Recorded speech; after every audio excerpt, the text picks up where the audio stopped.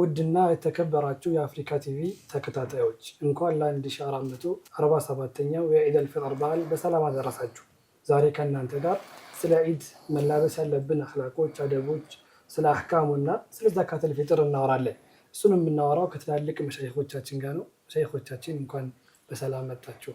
እንኳን ደህና ቆያችሁ። መርሐባ ሼኸና። ሼኽ መጀመሪያ ካንቱን ጀምርና እስኪ ኢድ ማለት ምን ማለት ነው? بسم الله الرحمن الرحيم الحمد لله رب العالمين والصلاة والسلام على نبينا محمد وعلى آله وصحبه أجمعين أما بعد فالسلام عليكم ورحمة الله وبركاته. عيد ያው እንደነሳው የደስታ ቀን ነው። ያው ኢድ የተባለው ራሱ العود ነው። ተደጋግሞ ስለሚመላለስ ስለሚመጣ ነው። በየዓመቱ ስለሚመጣ ነው። ኢድ በዓል ነው ለሙስሊሞች ማለት ነው። የምናከብረው በዓል ነው፣ የምንደሰትበት ቀን ነው። ረሱል ሰለላሁ ዐለይሂ ወሰለም አነስ ኢብኑ ማሊክ እንደዘገቡልን ወደ መዲና እንደመጡ በስደት መልኩ እንደወጡ የመዲና ሰዎች የሚያከብሯቸው 2 ቀናቶች ነበሩ በዓመት ውስጥ ማለት ነው። ረሱል ሰለላሁ ዐለይሂ ወሰለም በጃሂልያ ስታከብሯቸው የነበሩትን 2 ቀናቶች አላህ ሱብሓነሁ ወተዓላ በእስላም ውስጥ በሁለቱ ዒዶች ቀይሮላችኋል፣ ኢድ አልፊጥርና ኢድ አልአድሃን ብለዋል ረሱል ሰለላሁ ዐለይሂ ወሰለም። የአነስ ኢብኑ ማሊክ ሐዲስ ቡኻሪ ውስጥ ይገኛል። ስለዚህ ሙስሊሞቹ ኢድ አልአድሃና ኢድ አልፊጥር ነው። የእናቶች ቀን፣ የመኖች ቀን፣ የልጆች ቀን፣ አባቶች የሚባል ነገር የለም በእስላም ማለት ነው። ስለዚህ የደስታ ቀናችን ኢድ አልፊጥርና ኢድ አልአድሃን ነው ማለት ነው። የእኛን ኢዶች ለየት የሚያደርጋቸው ደግሞ ሙስሊሞች ሊያስደስታቸው የሚገባም ኢባዳ ስለሆነ ኢባዳን ተከትለው ነው የሚመጡት። ኢድ አልፊጥር ያው ረመዳንን ኢባዳ ይሄ የተከማቸ ኢባዳ በጣም በብዛት የተሰራ ኢባዳ ከተሰራ በኋላ ደስታችንን የምንገልጽበት የረመዳን ኢድ አልፊጥር ይባላል። ከዛ በኋላ ደግሞ ከሐጅ በኋላ ከድካም በኋላ ከብዙ ወጪ በኋላ ደግሞ ብዙ ወጪ የወጣበት ብዙ ድካም የተደከመበት ኢባዳ ሐጅ ሲሳካ ደግሞ የምናደርገው ኢድ አልአድሃ አለ ማለት ነው፣ ከዓረፋ ቀን ቀጥሎ ያለው። ስለዚህ ኢዶቻችን የደስታ ቀን ናቸው፣ የምንደሰተው በኢባዳ ነው ማለት ነው። طيب መርሐባ። እንግዲህ ኢድ ማለት አላህ ሱብሓነሁ ወተዓላ ነብዩ ሰለላሁ ዐለይሂ ወሰለም መዲና እንደገቡ ከጃሂልያ በነበረበት ሰዓት ላይ አላህ ሱብሓነሁ ወተዓላ እነዛን የሚያከብሯቸውን ቀይሮ ወደ እነዚህኞቹ ያመጣበት ነገር እንደሆነ ሼኽ እየነገሩን ነው። የደስታ ቀናችን ነው። ሼኽ እስኪ በዚህ ላይ የሚጨምራቸው ነገራቶች ካሉ? ቢስሚላህ። ያው ሼኻችን ገልጸውታል። ዒድ ማለት ስሩ ቃሉ ምን እንደሆነ ማዕናው ምን እንደሆነ አይተናል። ዒድ ያው ደስታ ነው፣ ፈረህ ስሩር ነው። ለዚህም ምን ይላሉ ሰው ጓደኛው ጋር ሲገናኝ ዒዱ ነው። እንደ ቋንቋ ነው እያወራን ያለ ነው። የጅሙዓ ቀኑ ለምሳሌ እንደኛ የሳምንታዊ ዒድ ነው፣ ደስታ ነው፣ ትልቅ ዒባዳ ነው። አመታዊ ደግሞ 2 ናቸው ያሉን። ሼኻችን እንዳሉት ሌሎች ዝባዝንኬ ምናምን መነሻ መድረሻ የሌላቸውን ነገሮች ዒድ ናቸው ማለት አይቻልም። ብዙ ናቸው፣ ስማቸውን ባንዘረዝራቸውም ዞሮ ዞሮ 2 ዒዶች ነው ያሉን። ነቢ ዓለይሂ ሰላቱ ወሰላም በእነዚህ ተክቷችኋል ብለው ነው የነገሩን። አላህ ሱብሓነሁ ወተዓላ እነዚህን 2 ዒዶች ሰጥቶናል። አንዱ ዒድ አልፊጥር ነው፣ ሌላኛው ደግሞ ዒድ አልአድሃ ነው እንጂ የዒድ ጉዳይ ሌላ ዝም ብሎ እኛ ደስታ ያለበት ሁሉ ዒዳችን ነው ብለን እኛ የምንደነግገው ሸርዕ የምናደርገው ነገር ሳይኖር ضوابط ሽሩጥ ያለው ነው ማለት ነው። ይሄ ነው ዒድ የሚባለው። ዒዱን ወዒዱን ثم ዒዱን ሲርና ሙጅተሚዓ ወጅሁል ሐቢቢ ወየውሙል ዒድ ወልጁሙዓ ይላሉ። ይሄ አባባል በጣም የሚገርም ነው። ጓደኛ ዘመድ አዝማድ ሲገናኝ፣ ዘመድ አዝማድ ቤተሰብ ጋር ስትገናኝ የውመል ዒድ ትለዋለህ። ለምን? ወጅሁል ሐቢብ የመደሻ ቀን የምትወደውን ስትመለከት ደስታ ነው። ደስታ የሚለው ይገልጸዋል። ይሄ ወየውሙል ዒድ የውመል ዒድ ደግሞ ራሱን የቻለ ነው። ጁሙዓም እንደዚሁ። ከነዚህ ውስጥ እኛ እንደ ሸሪዓ ዓመታዊ ዒድ የምንላቸው 2ቱ ብቻ ናቸው። ስለዚህ ዒድ የሚለው ባጭሩ የደስታ ቀን ወይም ደስታ ቢሆንም ተደጋግሞ ስለሚመጣ እኛ ግን ያን ሁሉ ዒድ ብለን አንሰይመውም፣ አንጠራውም። ሽሩጥ ضوابط ያለው እነዚህ 2ቱ ተብለው በሸሪዓችን የተፈቀዱት በሐዲስ የተነገሩት እንጂ ማለት ነው። መርሐባ ጀዛኩሙላሁ ኸይራን። እንግዲህ ስለ ዒድ ይህን ካል ዒድ ይህ ማለት ከሆነ ዒድ ከዒድ ምን ይፈለግበታል ሼኽ? ከዒድ የሚፈለገው ያው ጣዓ ነው። እያሙል ዒድ እያሙ አክሊ ወሸርቢን ወዚክሪላህ ነው አይደል የተባለው። የምንበላበት፣ የምንጠጣበት፣ ዘመድ የምንጠይቅበት፣ አላህን ሱብሓነሁ ወተዓላ የምንታዘዝበት፣ ዚክር የምናበዛበት፣ ከምስኪኖች ጋር ተካፍለን የምንበላበት የምንደሰትበት ነው። ወደፊት ያው የሚወራ ቢሆንም ማለት ነው ያ ዝርዝሩ። ለዒድ የሚፈልገው እንግዲህ ኢባዳችንን አጠናቀን መደሰታችን ነው ዋናው ነገር ማለት ነው። ሼክ ፍራንት ጋር መለስና እንደው ብዙ ጊዜ ዒድ ሲመጣ ብዙ ኢባዳዎችን ብዙ ሰው ይዘነጋቸዋል። ዒድ ነው፣ የደስታ ቀን ነው። ያም ከመሆኑ ጋር ግን እንደው አላህ ሱብሓነሁ ወተዓላ ለዛ ነው አንድ ግጥም አስታወስኩና መን ካነ ያዕቡዱ ረመዳን ፈኢነ ረመዳን ቀድ እንተሃ ወመን ካነ ያዕቡዱ አላህ ፈኢነ አላህ ሐዩን ላ የሙት የሚባል አባባል አለና ዒድ ሲሆን ብዙ ሰው ከኢባዳ ይዘነጋልና የዒድ ሀደፍ እሱ ነው፣ ዓላማው ዋናው ግብ እሱ ነው። ጠይብ የዒድ ዓላማ ጋር የሚጋጭና የሚቃረን ነገር ነው። ይሄ አብዛኛው ሰው ላይ የሚስተዋል ነገር ነው፣ በተጨባጭ ያለ ነው። አላህ ሱብሓነሁ ወተዓላ ጾምን ግዴታ ሲያደርግ የመጨረሻው አያውን ሲዘጋው ለዓለኩም ተተቁን ነው የሚለው። ኩቲበ ዓለይኩም ሲያሙ ከማ ኩቲበ ዐለ ለዚነ ሚን ቀብሊኩም ለዓለኩም ተተቁን። ተሕቂቁ ተቅዋ ተቅዋን ማሳካት ተቅዋን መያዝ ነው፣ መጨበጥ ነው የሚፈለገው። ስለዚህ ያን ረመዳን ላይ የሰራነውን ስራ ማስቀጠል ሲገባ እሱን ስራችንን ገደል የሚከት ነገር መሆን የለበትም። ስለዚህ የተቅዋን ሀደፍ የሚጋጭ የሚጻረር ነገር ስለሆነ ይህ የሚሰራው አዋሙም ትልቁም ትንሹም የሚሰራው ሰው ቢበዛም ይሄ ተቀባይነት የለውም። ነቢ ዓለይሂ ሰላቱ ወሰላም በሐዲታቸው ነግረውናል። መን ለም የደዕ ቀውለ ዙሪ ወልዓመለ ቢህ ፈለይሰ ሊላሂ ሓጃ ፊ አን የደዕ ጠዓመሁ ወሸራበህ። እኛ መጠማታችን መራባችን ለአላህ ምንም ሓጃ ጉዳይ የለውም። የሚፈለገው የሚያሳካው ሀደፍ አለ። እሱ ማን ነው? ተቅዋ ነው። ስለዚህ እስቲቃማ ነው መሆን ያለበት። ሰላተል ጀማዓውን ማስከተል፣ ደስታውን ገደብ ያለው በሸሪዓው መልኩ እነዚህ ነገሮች ታሳቢ አድርገን ነው እንጂ ዒባዳ ከርመን ልክ ከገደብ የለሽ የሆነ ነገር ማሳየት ተገቢ አይደለም። ከትምህርት ቤት እንደተለቀቀ ሰው ማንኛውም ሰው ዝም ብሎ ወጥቶ ይሄዳል አይደል? ወደ ቤት እንደሚበተን ይህን ትልቅ ዒባዳ መድረሳ ነው። ወደፊት በሰፊው እንደምናየው መድረሳችንን ተጠቅመንበት ተምረንበት መውጣት ሲገባ አልባሌ ነገር ውስጥ መግባት የመጀመሪያ አላህን የምናምጽበት ቀን ሊሆን አይገባም። የሸወለ የመጀመሪያ ዒዳችን መርሐበን። እንደውም እንደ አሰር ያው ከእናንተ በላይ እንትን ባለለም ከዒድ በኋላ የሚሰሩ ዒባዳዎች አላህ ሱብሓነሁ ወተዓላ ለመቀበሉ ማረጋገጫዎች ናቸው ይላሉና ይህም ትክክለኝነትን ያይዛል አይደለም ሼክ? አዎ ምንድነው ይሄ ኢነመል አዕማሉ ቢንኒያት እንደሚባለው ሁሉ ኢነመል አዕማሉ ቢልኸዋቲምም ሐዲስ ነው። ስራ በመጨረሻው ሲያምር ነው የሚሆነው። ጾመህ ለፍተህ ሰግደህ ቁመህ ስታበቃ ከዛ ተዜሮ የምታደርገው ከሆነ ሌላ ነገር ነው። ስለዚህ ስራው መጨረሻ ሲያምር ነው ስራው አማረ የሚባለው ማለት ነው። አንድ ሐዲስ ትዝ አለኝ፣ ቡኻሪ ውስጥ ያለ ሐዲስ ነው። አንድ ጊዜ ረሱል ሰለላሁ ዐለይሂ ወሰለም ከሰሃቦች ጋር የሆነ ዘመቻ ወጥተው ሙሽሪኮች ጋር የተጋጠሙበት ጦርነት ነው። እዛ ጦርነት ላይ አንድ ሰው ነበረ ላየትርኩ ሻዘተን ወላ ፋዘተን ላሉ በጣም ጠላት መሀል ገብቶ አበራየው። ተባራሪዋን እንኳን ትንሿን እንኳን ትልቋን እንኳን አይተው እያሳደደ ይለቅማቸዋል። ሲለቅማቸው ያሳደደ ተባራሪውንም ሲለቅማቸው ትንሽ ትልቅ ጀግና ፈሪ የለም፣ ሁሉንም አበራያቸውና ሰሃቦች ምን አሉ?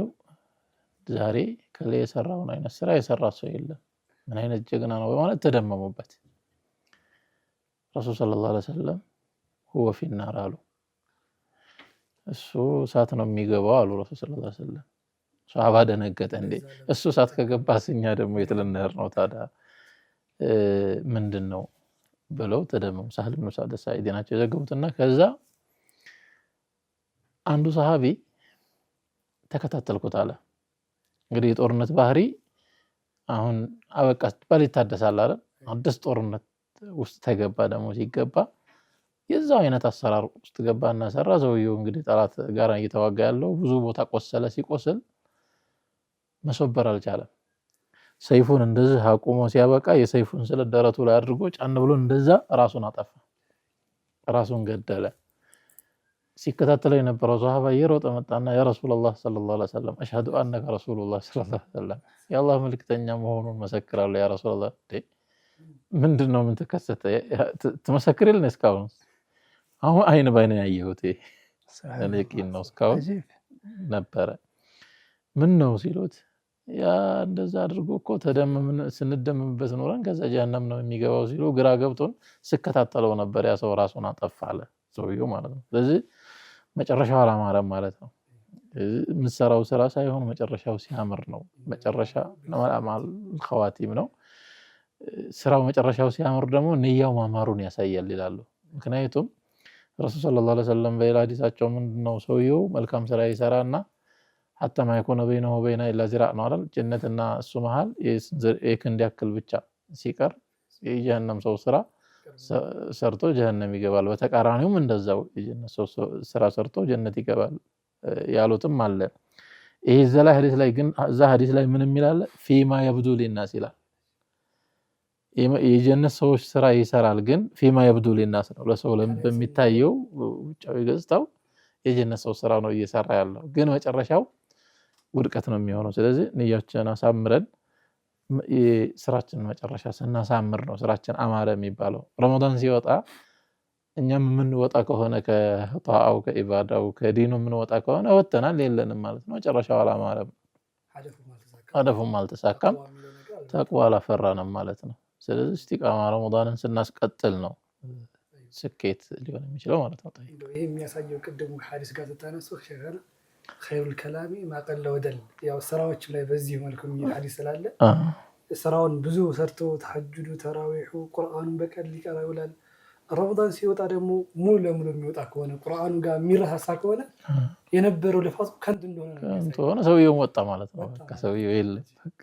እና መጨረሻችንን አላህ ያሳምርልን። ትኩረት ማድረግ ያለብን ያለ ኢስቲቃማ ላይ ነው። ተውባው ራሱ ተውባ ረመዳን ላይ ብዙ ሰው ተውባ ያደርጋል። ሰግዶ የማያውቀው ወደ ሰላት ይመጣል። ጾሙም ኢባዳውም ብዙ ነው። ተውባው ትክክለኛ ተውባ እንዳልሆነ ነው የሚያሳየው። ረመዳን እስከሚወጣ ድረስ ነው ተውባው ተገድቧል ማለት ነው። እንደ አይነት ሰው ረመዳን ላይ ተውባ እንደዛ ነው የሚመስለው። አላህ ይጠብቀን። ኸይራን እንግዲህ ውድ ተመልካቾቻችን ብዙ ቁም ነገሮችን እያገኘን ነው። እንኳን ለ1447ኛው የኢድ አልፊጥር በዓል በሰላም አደረሳችሁ። እንደው ሼህ እንቀጥልና ያው ከዒድ ድባቡ ሳንወጣ ዒድ ሲከዱ መላበስ ያለብን አኽላቆችና አደቦች ይኖራሉ። መቼም ዝም ብሎ አይኬድምና እስኪ እነሱን ትንሽ ያብራሩልን። አዎ ዒድ ለመሄድ ስናስብ ጀምረን ነው እንግዲህ ዝግጅት ነው የምናደርገው። ወደ ዒድ ከመውጣታችን በፊት የሆነ ነገር መቅመስ ጥሩ ነው፣ መብላት ሱና ነው ብለዋል። ይሄ ባይሆን ዒድ አልፊጥር ላይ ነው፣ ዒድ አልአድሃ ላይ አይደለም ማለት ነው። መብላቱ ሱና ነው። ረሱል ሰለላሁ ዐለይሂ ወሰለም ሱና ካረጉ ሱና ነው። በተገኘው 3 ተምር ወይንም 5 ዊትር ማድረጉም ሱና ነው። ዊትሩም የመጣው እዚህ ጋር ነው ማለት ነው። ተምር ካልተገኘ በተገኘው ነገር ማለት ነው። ቤቱ ባፈራው ገንፎ የሚሆን እንጀራ ችግር የለውም፣ መቅመሱ ሱና ነው። እዚህ ላይ ሂክማውን ዑለማዎቹ ሲናገሩ ጾም ላይ የከረመ ሰው አሁንም ጾመህ ወደ ሰላት ሄድ ከመባል ሄዶ የደስታ ቀን ከሆነ በልተህ ውጣ ነው ደስ የሚለው አይደል? ስለዚህ ደስታ ቀንም ስለሆነ ነው። ይሄ አንዱ ሂክማ ነው። በሌላ በኩል ደግሞ ታዛዥነትን ማሳየት ነው። ሙስሊሞቹ ጾሙ ሲባሉ አትብሉ ሲባሉ አቋረጡ፣ ብሉ ደግሞ ሲባሉ በጧቱ በልቶ መውጣታቸው ይሄም ሌላ ታዛዥነትን ያሳያል ማለት ነው። ሙስሊም ማለት እንደዚህ ነው። በሌላ በኩል ደግሞ እንግዲህ ከዛ በፊት ከመብላት ሱና ነው ብለናል። መታጠብ፣ ከቆሻሻ ጽድት ማለት፣ እንደገና ደግሞ አዳዲስ ልብሶችን መልበስ ይሄ ሌላ ሱና ነው። ሽቱ መቀባት ለወንዶች ነው ባይሆን ይሄ ማጌጥም ሊሆን ይችላል። ለወንዶች ችግር የለውም፣ ለሴቶች ግን ይቆሽሹ ማለት አይደለም። ግን ትኩረት የሚስብ ነገር ሳይለብሱ ሳያጌጡ ሂጃባቸውን ጠብቀው ራሳቸውን አስከብረው መውጣት ይኖርባቸዋል ማለት ነው። ስለዚህ አዳቡል ዒድ ናቸው፣ ከዒድ በፊት ያሉት ናቸው እነዚህ ማለት ነው። እንግዲህ እነዚህ የዒድ አዳቦቻችን መላበስ ያለብን ሁሉም ሰው ሊያሟላቸው የሚገቡ ነገራቶች ናቸው። ወደ ሼህ ካንቱ ጋር እንመለስና ዒድ ሶላት በምንሄድበት ጊዜ ላይ ወይም ደግሞ እዛ ከሄድን በኋላ እስኪ ስለ ሶላት ሁኔታው ከይፍያው እንዴት ነው ያለበት፣ እዛም ውስጥ የሚባሉ ተክቢሮች አሉና ብዙ ጊዜ ሰው ጋር ማምታታቻን ይፈጥራሉ። እነዛ ነገራቶች በስትክክል ባይባሉስ ዒዱ የሶላቱ ተበላሸበት ይባላሉ የሚሉ ነገራቶች እስኪ ቢያብራሩልን። መርሐባ። ያው እንግዲህ ዒድ ሲኬድ አዳቦቹ እንደተጠበቁ ሆኖ እንሄዳለን። ዒድ ከሄድን በኋላ ሁላችንም የሚጠበቅብን ያው ሱናውን ሐይ ማድረግ ነው። ከሱናው ውስጥ ያው ተክቢራዎች ላይ እየሄድን ተክቢራ እያደረግን እንሄዳለን። እዛም ከደረስን በኋላ ተክቢራዎቹን ኢማሙ ሶላት ይጀምራል። ተክቢራ ያው ያደርጋል። የተክቢራዎች ቁጥሮች ኢማሙን ተከታትለን ጠብቀን በመካከላቸው የሚባል ባይኖርም ያሰጋገዱ ሲፈቱ ሶላቲል ዒድ የራሱ የሆነ ሰፋ ያለ ዝርዝርና ማብራሪያ የሚያስፈልገው ቢሆንም አጠቃላይ ግን ተክቢራዎቹ ቢምታቱ ሹቡሃ ቢፈጠርበት አንድ ሰው ሱና እስከሆኑ ድረስ ሶላቱ አይጠፋም ነው። ከፋቲሓ በፊት የሚደረጉ ተክቢራዎች መጀመሪያው ረክዓ ላይ ናቸው የሚሆኑት። እንደገና ሁለተኛው ላይ ደግሞ እንዲሁ ተክቢራዎች አሉ።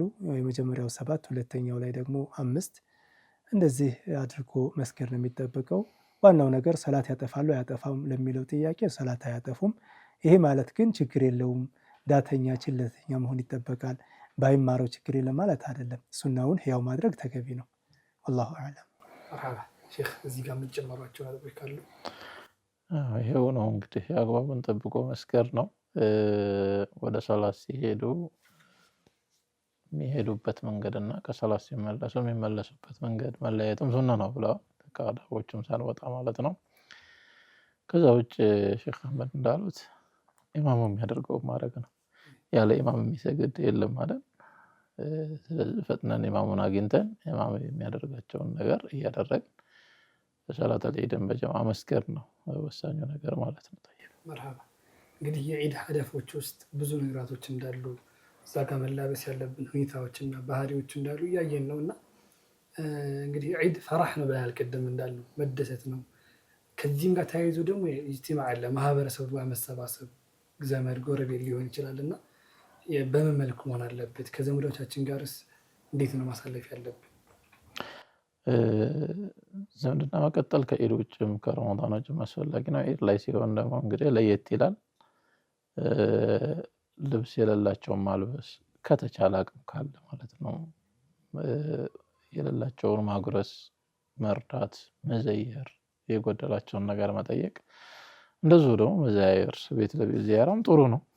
ባይሆን አዳቡን በጠበቀ መልኩ ወንድና ሴት ሳይቀላቀል አጅነቢ ጋራ ማለት ነው ጋጠወጥነት ሳይኖር ሸሪዓ በሚፈቅደው መልኩ ቤተሰብ መጠየቅ፣ ዘመድን መጠየቅ፣ ሴትም ይሁን ወንድ መጠየቅ አግባብ ነው ማለት ነው። ስለዚህ በዚያራና ዝምድናን በመቀጠል ለማሳለፍ ነው ዒዱን የሚያስፈልገው ማለት ነው። መርሐባ። እንግዲህ ዒድ የዝምድና የምንቀጥልበት የነበረን የምንቀጥልበት እንጂ እንደ አዲስ የምናነሳበት አይደለም። ዝምድና ከሆነ ጊዜ በኋላ ተቆርጦ ከሆነ በኋላ የሚጀምር ሳይሆን አላህ ያዘዘን እንደውም መርዚቅን የፈለገ ዝምድናውን ይቀጥል እድሜው እንዲጨምርለት የሚሉ ነገራቶችም እንዳሉ ሁላ ዝምድናችን ላይ መበረታት እንዳለብን ያሳያል። ሼክ እዚህ ጋር የምትጨምሩ ነገር ካለ ትሉት ልስጥት። ጠይብ ሼኻችን ገልጸውታል።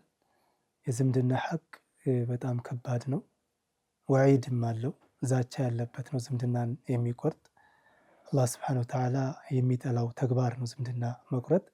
ስለዚህ በየትኛውም አጋጣሚ በየትኛውም ሰዓትና ቦታ ዝምድናን መቀጠል ተገቢ ነው። ኢስላም ትኩረት ሰጥቶ ያስተምራል። የበለጠ ደግሞ በዚህ በዒድ በደስታ ቀን ደግሞ መጠያየቅ፣ መዘያየር፣ ደካሞችን እንደኛው እንደ ራሳችን እኩል ሆነው እንዲውሉ ያ ቀን በቤታቸው ደስታ እንዲሞላ ማድረግ ይጠበቅብናል።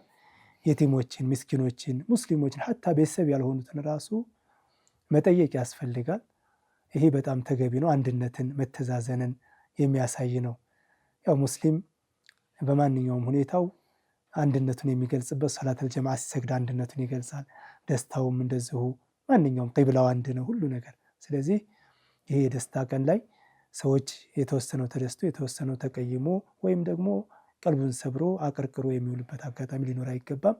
በቻልነው አቅም አንበሻብሸናቸው እንደኛው ተደስተው መዋል ይጠበቃል ማለት ነው።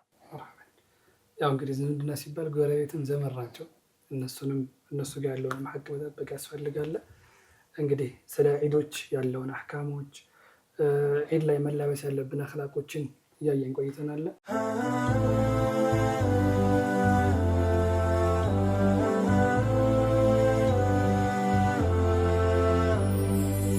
يا من أتيت فزدت حبنا أسعدتنا وجمعت. بسم الله ውድ ተመልካቾቻችን ከአፍታ ቆይታ በኋላ ተመልሰናል ከመሻይኾቻችን ጋር እያወራን የነበረው ደግሞ ስለ ዒድ አህካሞቹ እንዲሁም ደግሞ ዒድ ላይ በምንሄድበት ሰዓት ላይ ምን አይነት አኽላቅ መላበስ አለብን የሚለውን እንደቀጠለ ነው። አሁንም ሼኸና ዒድ የት ቢሰግድ የተወደደ ነው?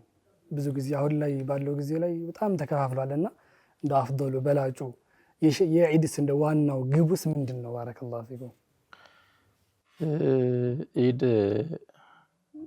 የት ቢሰገድ ይሻላል ከሚለው ይልቅ ምን አይነት ቦታ ላይ ብንሰግድ ይሻላል የሚለውን እንምረጥ አይሻልም?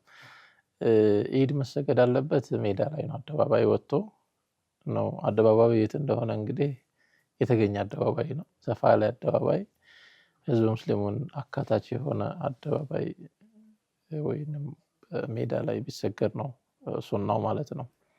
ከጁምዓ ከሌላው ሶላቶች ወጣ ባለ መልኩ ማለት ነው፣ መስጂድ ላይ ሳይሆን ውጭ ላይ ነው መሰገድ ያለበት።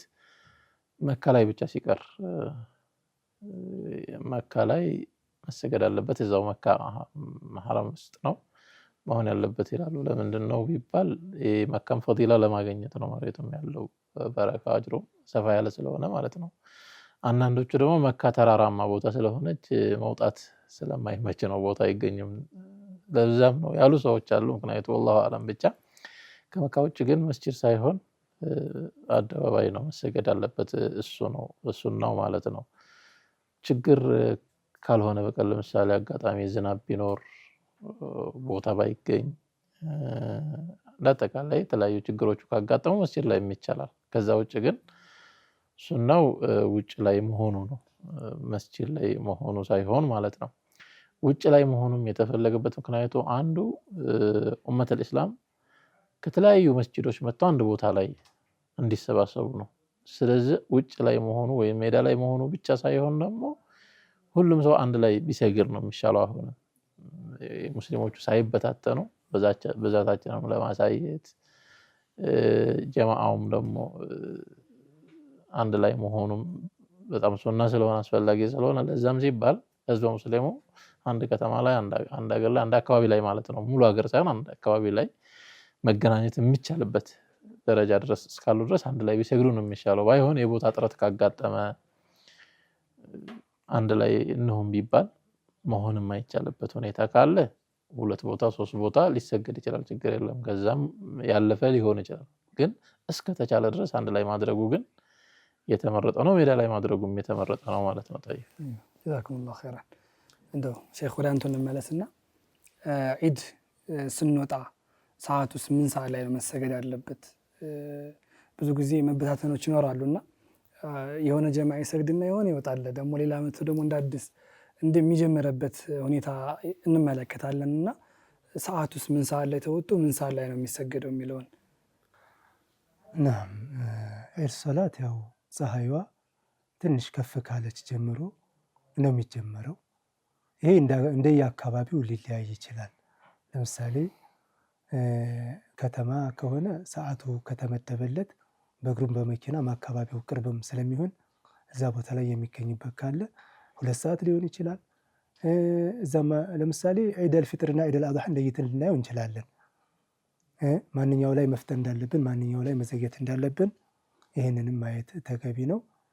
ስለዚህ የሚታረድ ነገር ቶሎ የለም፣ ከጾምም ስለሌለ ሸኻችን ቅድም እንዳሉት የዒደል ፊጥሩ ላይ የተወሰነ ጠበቅ አድርገን ጀማዓው ተሰባስቦ መስገድ የተሻለ ነው የሚሆነው። ዒደል አድሃው ላይ ደግሞ ፈጠን ቢልም ጥሩ ነው። የሚፈለገው ዞሮ ዞሮ ጀማዓው መሰባሰቡና ሁሉም በአንድ መገኘቱ ነው።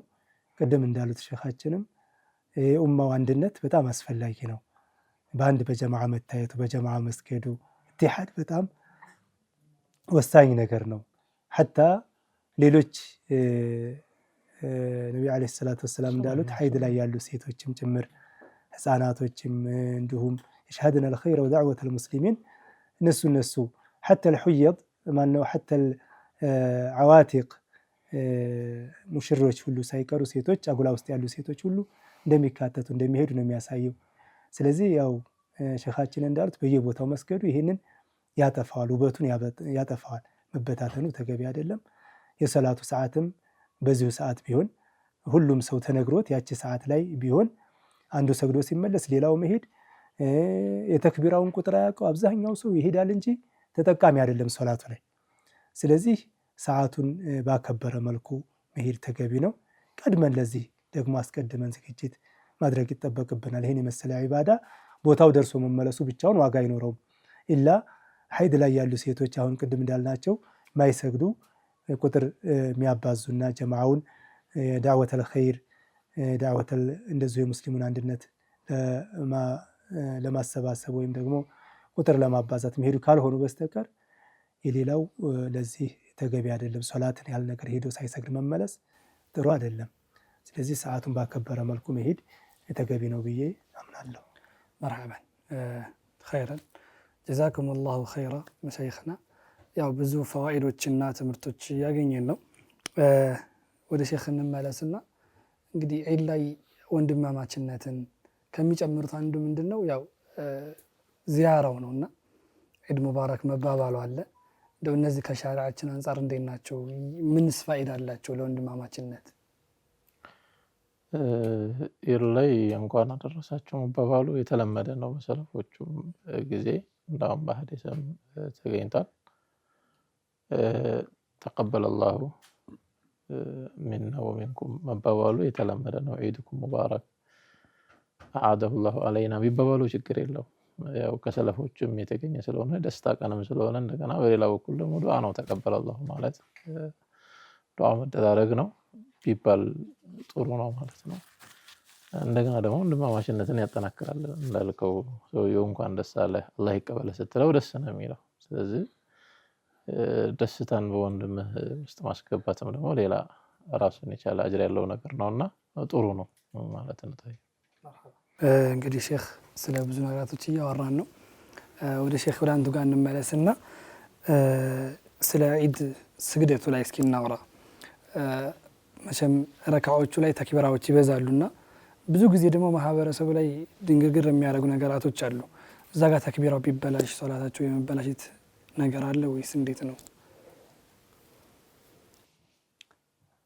ተክቢራው ያው የታወቀ ነው። ተክቢራው ላይ ቅድም እንደነሳሁት የሶላቱ ጉዳይ አስቀድሞ ዝግጅት ያስፈልገዋል። ማንኛውም ነገር ዒባዳዎች ዒባዳ እንደመሆናቸው በዕልምና በእውቀት አላ ዒልሚን ወበሲራ መሰራት እንዳለባቸው ነው። ስለዚህ ያው በዚህ ጉዳይ ላይ ያለኝ መልእክት እኔ አስቀድመን ከወዲሁ ዒድ ላይ የሚሰሩ ስራዎች በዋናነት ሶላቱ ነውና ተክቢራውን በደንብ ማወቅ ያስፈልጋል።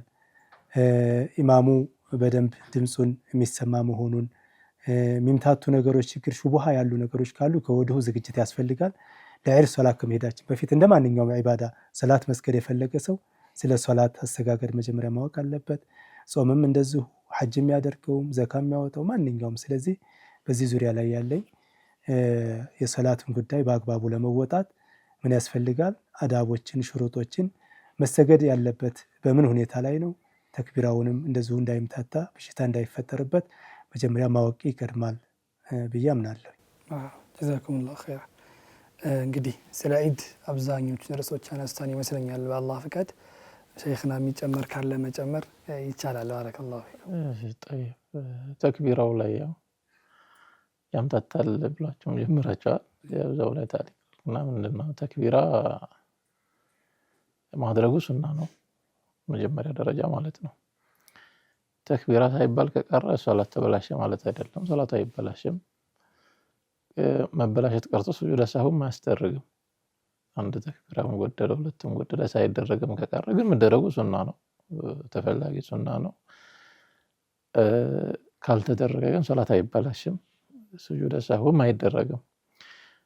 የመጀመሪያው ረካዓ ላይ ከተክቢረተል ኢህራም በኋላ ዱዓ አልፍቲታህ ማለት ሱና ነው ይላሉ። ከዛ በኋላ ግን 7 ተክቢራዎች ይከተላሉ። ተክቢራዎች መሃል የሚደረግ ዱዓ የለም፣ ሰባቶቹ መሃል ማለት ነው። ሁለተኛ ረካዓ ላይ ደግሞ ከሱጁድ አድርጎ ሲነሳ ከሚለው ተክቢራ ውጭ 5 ተክቢራዎች ይባላሉ። ስለዚህ ተክቢራዎችን ማለቱ ሱና ነው ማለት ነው። ሶላት የሚያበላሽ ነገር ግን አይደለም። ሱጁድ ሰህው የሚያስደርግ ነገር አይደለም። ግን ሼህ አህመድ እንዳሉት የምናደርገውን ግን ነገር ማወቅ ግን አስፈላጊ ነው አስቀድመን ማለት ነው። ማንኛውም ኢባዳ ላይ ይሄ ነው። መርሐበን እንደው እዚሁ አያይዤ ልጠይቅና ሼኽና አንዳንዴ መሀከል ላይ የሚፈጠሩ እንትኖች አሉና እንደው ለምሳሌ ዛሬ 2 ዓመት 3 ዓመት ይመስለኛል የሆነች ነገር ከተፈጠረና መሀከል ላይ ሶላቱን አቋርጦ የሚሄድ ነገር አለ። ብዙ ሰው እንደዚህ አይነት ነገራት ይከሰታሉና ሶላቱን እየሰገደ ባለበት ሰዓት እንደገና መርገም ነው ያለበት ወይስ ምንድነው ማድረግ ያለበት? እሱ ላይ ሶላቱን ሳይሰገድ አቋርጦ ሶላቱ ተበላሸ ማለት ነው። ኢማሚው ጋራ ነበር ሶላቱ ተበላሸ በመሃል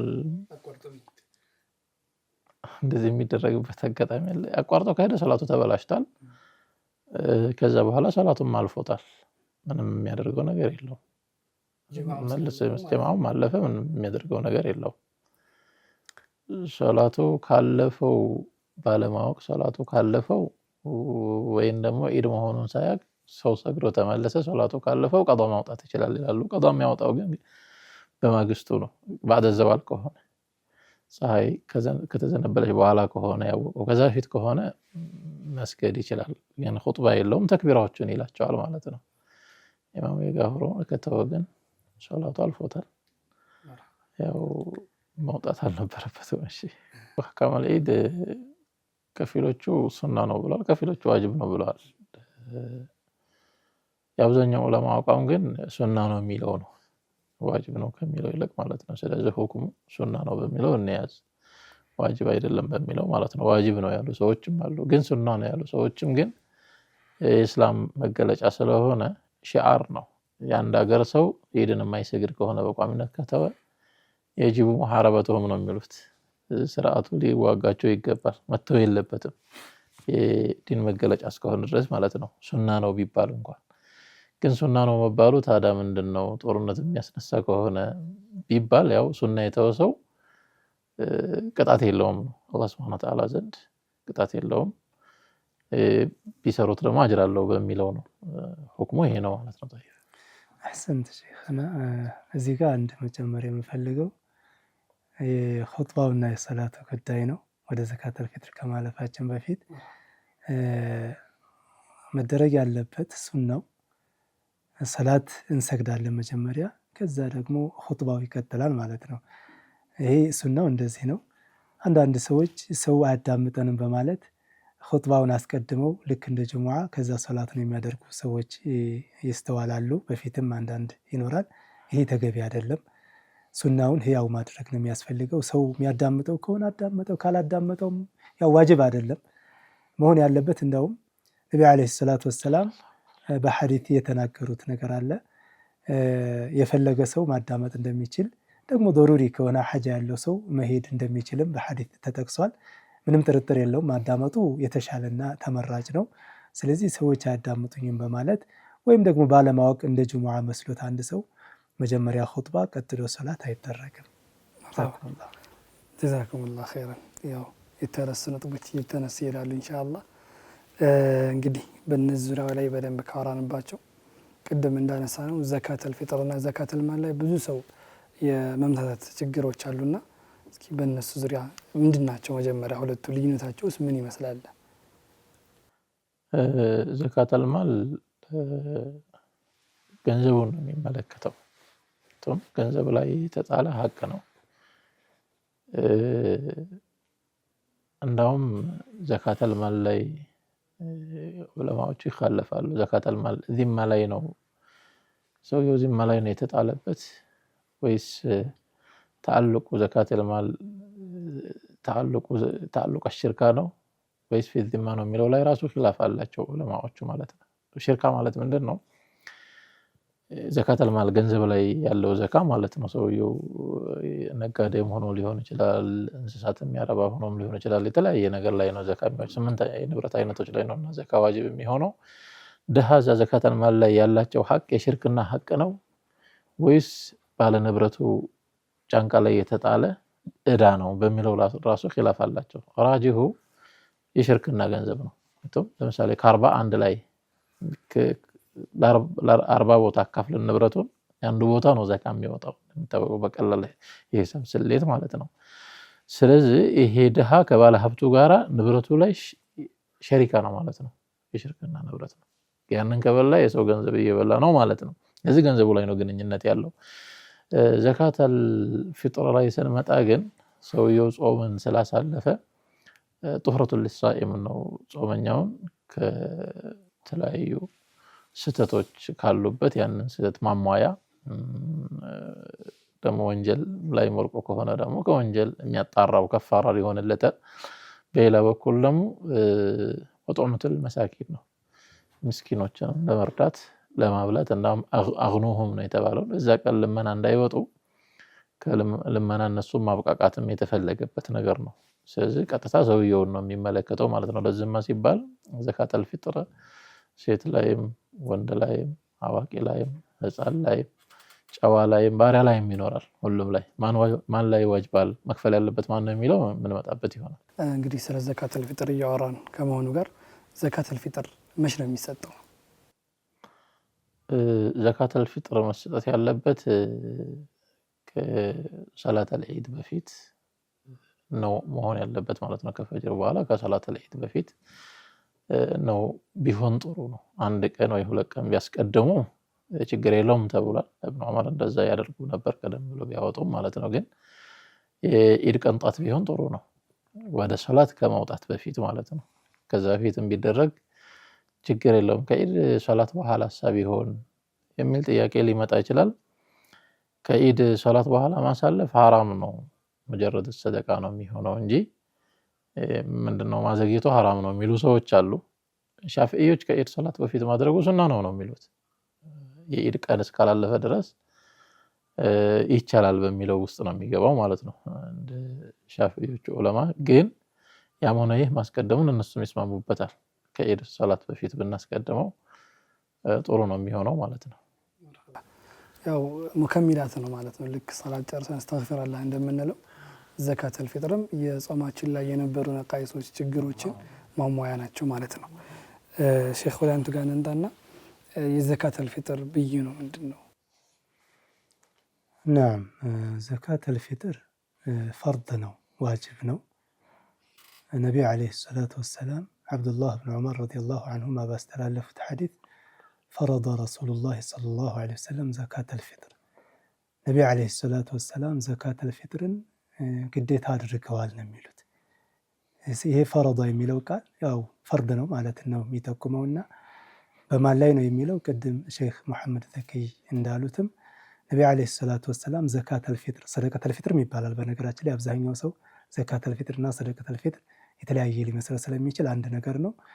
በጨዋውም ላይ በባሪያውም ላይ እንዲሁም ደግሞ በትልቁም በትንሹም በሴቱም በወንዱም ሚነል ሙስሊሚን ሙስሊም መሆን ነው የሚያስፈልገው እንጂ ይሄ ፈርድነቱን ነው የሚያሳየው ማለት ነው የሐዲስ። እንግዲህ ስለ ዒድ ጉዳዮች እያወራን ነው። በዛውም ተከትሎ የሚመጣ ጉዳይ ስለሆነ ዘካተል ፊጥር ዘካተል ፊጥር ብዙ ጊዜ አንዳንድ ሰዎች እንደው ገንዘብ ብናወጣስ የሚሉ ሰዎች አሉ። ሼክ እንደው በላጩ ከገንዘቡና ከንብረቱ ወይም ከእህሉ ነገር የትኛው የተሻለ ይሆናል? ዘካተል ፊጥር መሰጠት ያለበት ከምንድን ነው የሚለው እንግዲህ ወደ ዑለማዎች አቋም ስንመለስ አብዛኛዎቹ ዑለማዎች ሻፊዒያዎች፣ ማሊኪያዎች፣ ሐናቢላዎችንም ይዘን አብዛኛዎቹ ዘካ መሆን ያለበት ለቀለብ በሚያገለግልበት እህል ዘር ላይ ነው ብለዋል። ጋሊብ ቁትል በለት ማለት እያንዳንዱ ሀገር ይለያያል። በዛ ሀገር ላይ በብዛት ሰዎች ለቀለብ የሚጠቀሙት ምንድን ነው? ሁሉም ሀገር ይለያያል እና በዛ ሀገር ላይ ለቀለብ የሚያገለግል የእህል ዘር ወይንም ፍራፍሬና ጥራጥሬን ነው የሚመለከተውና ከፍራፍሬና ጥራጥሬ ውጭ መውጣት የለበትም የሚል አቋም ነው ያላቸው አብዛኞቹ ዑለማዎች ማለት ነው። ሐዲስ ላይ የመጣው ያው ነው። ሐነፊያዎች ግን ምን ችግር አለ? አግኖሁም ነው የተባለው። ዘለታ ደሃም ማብቃቃት ነው። ረመዳንም ማሟያ ነው ማድረግ ነው የተፈለገው። ጾም ጉለት ያለበት ያን ማሟላት ነው የተፈለገው እና ደሃም ማስደሰት ነው፣ ችግር የለውም የሚል አቋም አላቸው ሐነፊያዎች ማለት ነው። ግን ከኺላፍም ለማውጣት ከጥራጥሬና ፍራፍሬ ባንወጣ ነው የሚሻለው ማለት ነው። አስቸጋሪ ሁኔታዎቹ ካላጋጠሙ በቀር ሰው ችግር ላይ ወርቆ ድሃው ችግር ላይ ወርቆ ግን እህል ቢቀበል ለምንም የማያደርግለት አጋጣሚ ችግር ላይ የወደቀ እንደዚህ አይነት ነገር ላይ እንግዲህ እንደ መፍትሄ ሊሆን ይችላል። ግን ሐነፊያዎችም ቢሆኑ ጥራጥሬና ፍራፍሬ ላይ ኺላፍ የላቸው። በብር ማውጣት ይቻላል ነው እንጂ የሚሉት ፍራፍሬና ጥራጥሬ ከሆነ ችግር አለው አይሉም እነሱ። ግልጽ ነው አይደል? ፍራፍሬና ጥራጥሬ ሁሉም የሚስማማበት ነው ማለት ነው። እሱም ብናደርግ የተሻለ ነው ማለት ነው። ሻመድም ሐሳብ ካላቸው ይችላል እንግዲህ ኸይር ጀዛኩሙላሁ ኸይረን። ትክክል ነው። ጅምሁሩል ዑለማ ሶስቶቹም አስሐቡል መዛሂብ እንዳሉት ጣዓሙ ላይ ነው ጥራጥሬው ላይ ምግብ የሚሆን መሆን አለበት። እንደ ሐዲስም ሲታይ ንሱሶችን ስናያቸው ሳዓ ሚን ተምሪን አው ሳዓ ሚን ሸዒር አው ከዛ እያሉ አቂጥ የመሳሰሉ ተጠቅሰዋል። እነዚህ ለምግብ የሚውሉ ጥራጥሬዎችና ምግቦች ናቸው። ቂማው ላይ አንዳንድ ዑለማዎች እንደዚህ አሁን ሼኽ እንዳሉት ሐነፊያዎችና ሌሎችም ከሰለፎች ለምሳሌ አልሐሰኑ አልበስሪ ከዛሊከ ዑመር ብኑ ዓብድልዓዚዝ ሌሎቹም ሐታ ሼኹል ኢስላም ኢብኑ ተይሚያ አንፈዕ ልልፉቀራ ከሆነ መርጠውታል። ይሄ ቂማውን ግን ንሱሶችን በማየት ከአድላ አንጻር እንደዚህ ኹሩጀ ሚነል ኺላፍም ኢላ ወቅተ ዶሩራ ሼኽ እንዳሉት ለዶሩራ ለችግር ካልሆነ በስተቀር ከጠዓሙ መውጣት አያስፈልግም። ይህን የሚያበረታታ አልኢማሙ አሕመድ ረሕመቱላህ ዐለይህ ዑመር ብኑ ዓብድልዓዚዝ እኮ ምግብ ማነው ቂማ ይቀበላሉ ይሰበስባሉ በብር ማለት ነው ሲሏቸው አተደዑነ ቀውለ ረሱሊላህ ሰለላሁ ዐለይሂ ወሰለም ሊቀውሊ ዓላን አው ከማ ቃል ለፉላን ንግግር ለከሌ ንግግር ተብሎ የነቢ ዓለይሂ ሰላቱ ወሰላም ንግግር ትተዋላችሁ ብለው የተቆጡበት አጋጣሚም አለ። ስለዚህ አሕወጡና ራጅሑ ያው ሼኽ እንዳሉት ጣዓሙ ላይ መገደቡ እየተሻለ ነው ማለት ነው። መርሐባ ሼኽ አንዱ ጋር ለመለስና ስለ ዘካተል ፊጥር ምንነት እያየን ነው። አንድ ሰው ዘካተል ፊጥርን በጊዜ ማውጣቱና ከዒዱ በኋላ መስጠቱ ልዩነቱ ምንድን ናቸው? ናም ይሄ ልዩነቱ በጣም ግልጽ ነው። በሰዓቱ መስጠት ቅድም እንደተነገረው ሼኽ እንዳሉት ከሰላት በፊት ነው የሚሰጠው። ሱናውና ወቅተል ሙስተሐቡ የዒድ ዕለት ወደ ሰላት ስንወጣ ቀደም ብለን ከሰላቱ በፊት መስጠት ነው የሚያስፈልገው። ከዛም በፊት ፊ ሰሒህ ቡኻሪ ሰሓባዎች ከዒድ በፊት 1 ቀን 2 ቀን ቀድመው እንደሚሰጡ እንደሚያወጡም ተነግሯል። ሱናውና የተመረጠው የዒድ ዕለት መሆኑ ነው። ሆኖም ግን አንዳንድ ሰው የዒድ ዕለት በጣም ቢዚ የሚሆንበት አጋጣሚ አለ። በጣም እየገረመኝ ነበር። አንዳንድ ጊዜ ወደ ዒድ ስንወጣ በፌስታል ጥራጥሬ እህል ይዞ የሚወጣ በደንብ ለብሶ ተውቦ ዒድ እየሄደ የሆነች ነገር ተሸክሞ ለማልስት ብሎ የሚቸገርበት አጋጣሚም አለ።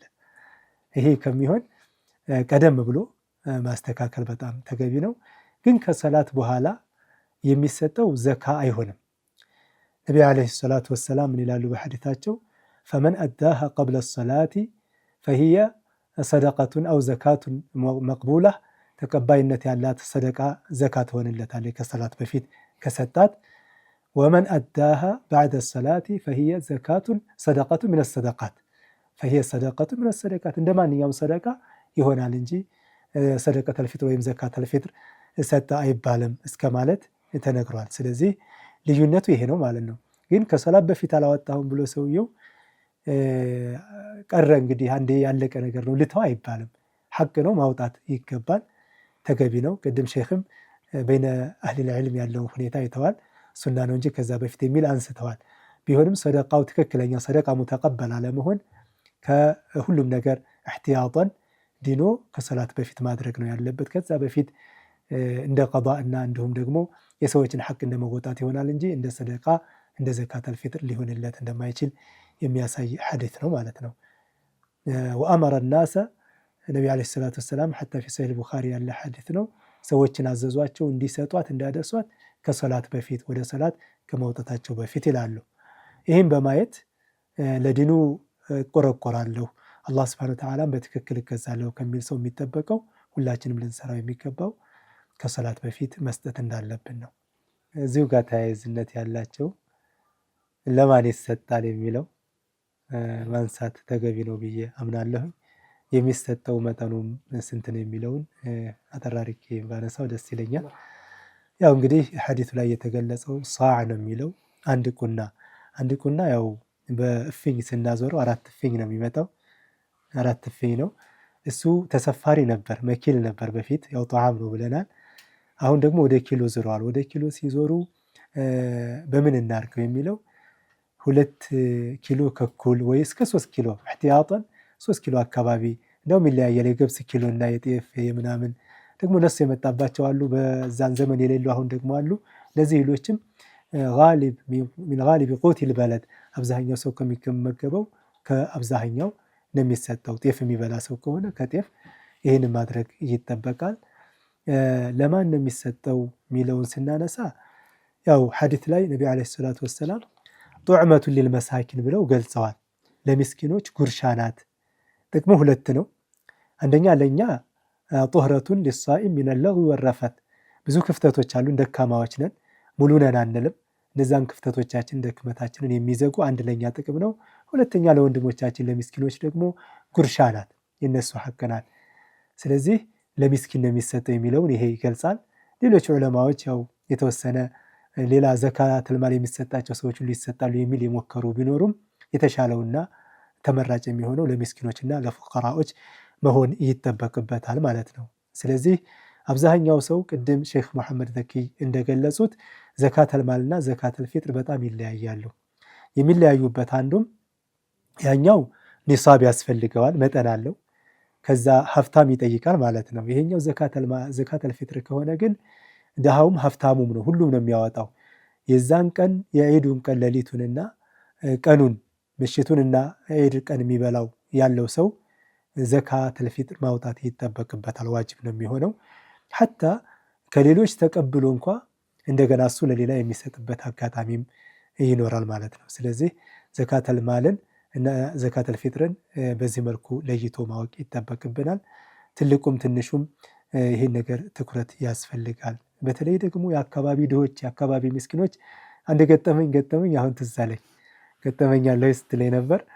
አንድ ቦታ ላይ ሰዎች አሰባስበው ዘካተል ፊጥሩን የት ነው የምትሰጡት የምታከፋፍሉ ስላቸው ሌላ ቦታ ሩቅ ቦታ ለምን ስል እዚህ አካባቢ ላይ ያለው ያው እንደዚህ ነገር የሆነ ምክንያት ነገር ጠቆሙኝ። እኔ ጥሩ አይደለም፣ የአካባቢ ሰው ነው መመገብ ያለበት። የአካባቢ ድሆች እያሉ አሳልፎ ለሌላ መስጠት ጎረቤት እያለ ተገቢ አይደለምና ለነሱ ማካፈል ተገቢ ነው። ወላሁ አዕለም። ሼኽና የምንጨምሩት ነገር ካለ? እንግዲህ ዘካተል ፊጥርን ለሚመለከታቸው ሰዎች ቶሎ ማድረሱ ወሳኝ ነገር ነው። ችላ ልንልበት የሚገባ ነገር አይደለም። እዚህ ጋ ሌላ የሚባል በአባባል አለ፣ የሆነ ሐዲስም ተደግፈው ነው። ዘካተል ፊጥር ካልወጣ ረመዳን ሰማይና ምድር መሀል ተንጠልጥሎ ነው የሚቀመጠው። ሌላ አባባል አለ ይመስለኛል። ያም ضعيف ሐዲስ አለ። ከዛ ተመነሳት ነው ይሄን ያሉትና ተንጠልጥሎ አይቀርም ረመዳኑ። ጉለቶችም ማሟያ ሊሆን ይችላል፣ ከወንጀል ከፋራ ሊሆን ይችላል። ግን ረመዳን ራሱን የቻለ አጅር ይኖራል። ያ ሁላ ዜሮ አይሆንም ኢንሻአላህ። ያ ማለት ግን ዘካተል ፊጥር ላይ እንድዳከም ማለት አይደለም። ትኩረቱ ያስፈልጋል ማለት ነው። طيب እንግዲህ ያው የወደ መጨረሻችን ስለደረስን ፕሮግራማችንን እንኳን አደረሳችሁ የምትሉት ካለ ካንቱን ጀምረና ሼኽ። እንግዲህ ፊት ለፊታችን ኢድ ነው። እንግዲህ ለመላ ሙስሊሞች ለኢደል ፊጥር በዓል እንኳን አደረሳችሁ ለማለት እወዳለሁ። ለየት ባለ መልኩ ደግሞ ለጓደኞችና ለቤተሰቦቼ እናጠቃላይ ማለት ነው ተቀበለ አላሁ ሚና ወሚንኩም ሳሊሐል አዕማል ለማለት እወዳለሁ። ያው እኔም እንደዚሁ ነው። ሼኻችን ሼክ መሐመድ ዘኪ እንዳሉት በመላው ዓለም ላይ የሚገኙ ይህን ፕሮግራም የሚከታተሉ ወንድሞቼ እንኳን ለኢደል ፊጥር በሰላም አደረሳችሁ እላለሁኝ። ዑሙመን ወኹሱሰን ደግሞ መሻይኾቻችንና ወንድሞቻችን እንዲሁም ቤተሰቦቻችን አህሉል ዒልም ወጡላቡል ዒልም ጀሚዓን እንኳን ለዚህ ለተከበረው ለኢደል ፊጥር በዓል በሰላም አደረሳችሁ እላለሁኝ። ኢዳችን ያማረ የሰመረ የሰላም የደስታ የስኬት የአንድነት አላህ ያድርግልን እላለሁኝ። ጀዛኩሙላህ ኸይረን አክብራችሁን ስለመጣችሁ ጀዛኩሙላሁ ኸይራን። ፕሮግራማችን ይህንን ይመስል ነበረ። እንኳን ለ1447ኛ ዒድ አልፈጥር በዓል በሰላም አደረሳችሁ። አሰላሙ አለይኩም ወራህመቱላሂ ወበረካቱ።